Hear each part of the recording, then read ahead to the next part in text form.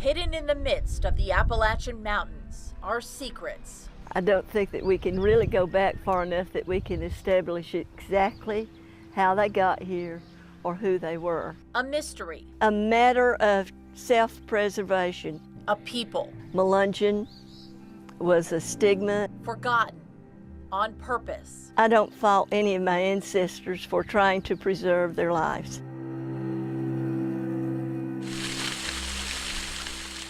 Melungeon. The word itself is a mystery.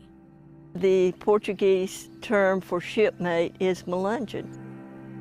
But perhaps its most likely origin, the French word melange, a slur used in the Old South against anyone with dark skin. That a lot of people were really upset because they may be classified as being black. The dark-skinned, blue-eyed people who settled at the feet of the mountains in a town called Vardy, many people believe are a mixed race, made up of European, Native Americans, maybe even shipwrecked Portuguese sailors. We have very few people who will agree on any of the theories about their origins. Everyone has a different spin. But one spin is they come from African descent. So they kind of shut up and were quiet about their ancestry. These whispers in the mountains echoed through generations, but the secrets stayed trapped, covering up who they were, afraid for their lives to admit they had any African blood in their veins. Go back to the 1800s. Would you want to admit that you were African American and become a slave? No. For all we don't know, one thing we do, they suffered. At 5 years old in 1947, I went to school up here on the hill. Druanna Overbay grew up in the Melungeon town of Vardy. It was the only life she knew, but without a clue about who she was. I came in and picked up the magazine, the Saturday Evening Post. My mother was inside, and she came running out, and she said, "You give me that dirty, filthy magazine, and I don't want to hear you mention it again." And she took it away from me. The people in the magazine were from Vardy. The faces looked like hers. Her curiosity grew roots, but her questions weren't answered. Whenever I first discovered that I am Melungeon, my mother absolutely was adamant that we were not. With their dark skin, they were forced to defend themselves against the shockwaves of racism sweeping a nation. She didn't want us associated with being Melungeon because she wanted to protect us. Because where there were secrets, also lurked danger. There was a fella in Virginia, Walter Plecker, who was emasculating young Melungeon boys. Because of his age, Druanna's brother was a target. Hitler even sent in his henchmen to study how to eradicate a race. And because Walter Plecker felt like that Melungeons were inferior, if there was one drop of African blood, they were supposed to be destroyed some way or another. But fear is no match for pride. Druanna worked to uncover her family's buried secrets. It wasn't until the end of the century that her mother opened up. She said, "I have something to give you. If you're going to tell this story, I might as well give you what I've got." And that's whenever she gave me that Saturday Evening Post magazine back. I went, oh, I couldn't believe it. Now Druanna owns and works the original Melungeon homestead, preserving the land, bringing back to life the story that was never told. This is where my ancestry began. How much pride I have. Still, a mystery remains hidden in the mountains. We want to solve a good mystery. Finding the forgotten faces of Appalachia.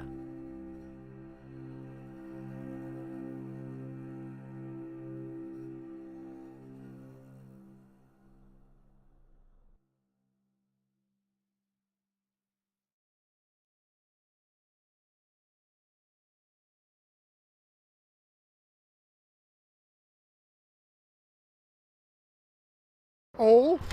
O. Oil. We hear words different ways. Bull. Oil. Oil. We call things by different names. Soda pop. We get a dope. A soda. Dope. Pepsi, even if you're not getting a Pepsi. Everything's a Coke. But if it's all East Tennessee speak, Some people call it crick. It's creek. why is it so different? Depends on what part of the Appalachian you're from. Before the construction of the interstate highway system remained relatively isolated because of the mountainous terrain. And as a result, some things that changed in General American didn't change in Appalachia. With slightly distinct dialects, even within our region, we had to hear the differences for ourselves. So we hit the road, taking this list to counties across East Tennessee. Can't. Can't. Can't. Can't. Far. Fire. Fire. Fire. Fire. Fire. Fire.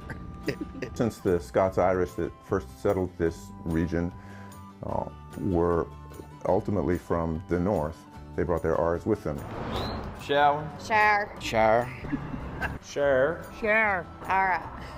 And R's are strongly pronounced in Northern England, Scotland, Northern Ireland. And even though we're a few generations removed from our European ancestors, I was born and raised on a dairy farm. there are some lingering traces of them in our tongue. We raised tobacco. Well, we call it backer. There are some speakers in Appalachia I've encountered who speak very fast We kind of round our words together. It's the Southern charm. and don't enunciate their consonants very carefully.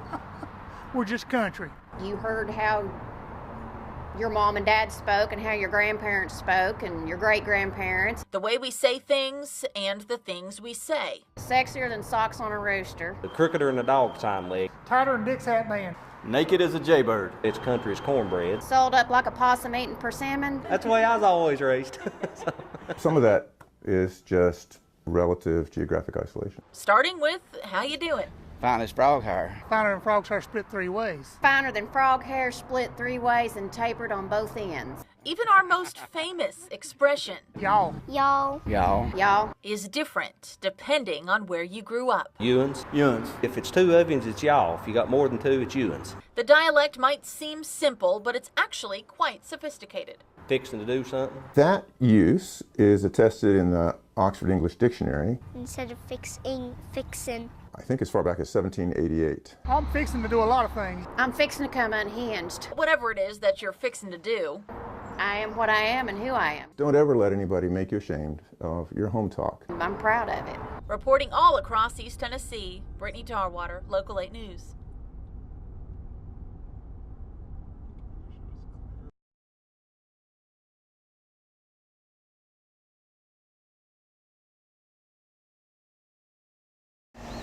Renee Johnson lives out in the country, in the quiet open air.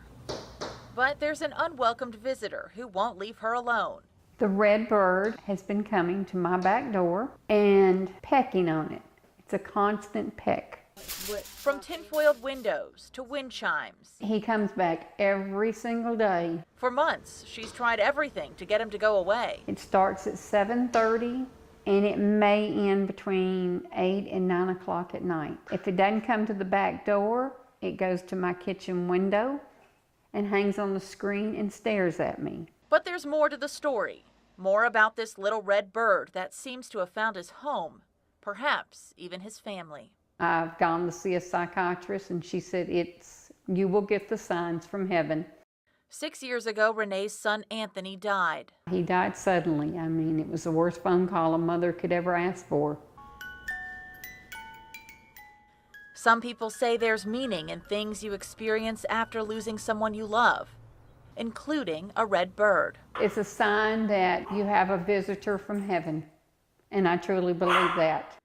It's said that a cardinal shows up as a symbol, paying a visit when you miss that person the most. I look forward for him to come. Like, I've got my little friend that comes and visits, and I do believe it's him. I do believe it's a sign. Bringing comfort to the heartache that follows her son's untimely death. I don't think anything's going to hurt me as long as he's around. I know he's just a red bird, but I don't think he's going to hurt me.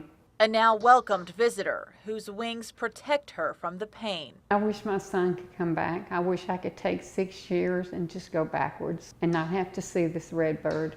But since I can't do that, I accept the signs and I believe in them. I'm a strong believer now, and this one's really got me believing.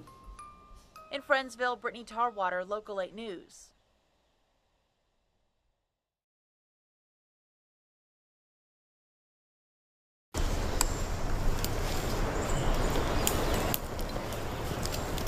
On a walk through the national park, the common eye sees charred trees, burnt soil, singed leaves, the remnants of the firestorm.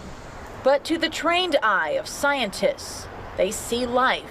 And it's only been a few months, but we can already see fungi are coming back again. You see all that pink stuff? That's the pyronema. They found what they're looking for, pyronema, a tiny fungi that only grows after a fire. I walk around in the woods very slowly and I'm very patiently looking for all of these fungi that occur on the ground. I mean, sometimes they're less than a millimeter in diameter. They're really small fungi. Think of these tiny particles as the food for the plants and the trees to sprout again. They help to keep degrading all of this other stuff until the other fungi can come back in again. To have such a giant role in the recovery, the fungi itself only lives for a small amount of time. So the scientists have to know when and where to find it. But if it's not fruiting like this in the log, you come here next week, all of this is gone, you'd have no idea the fungus is even there. There's lots of different fungi that grow in the park, but this pyronema is a new species here to nourish the forest. We really studied the diversity well for the last 100 years. We have a good knowledge of what occurs here in the park, and we've never found these before. Here's one that's fruiting. The first signs of new life, making scientists optimistic for the future of the forest. A month ago, there wasn't nearly as much stuff up as there is now. It's just, it's amazing how quickly it's recovering. Probably this time next year, you're going to have a hard time telling a fire even came through again. The soil's going to be all pretty much back the way it was before. Growing back even stronger, starting from the ground up. In Gatlinburg, Brittany Tarwater, Local 8 News.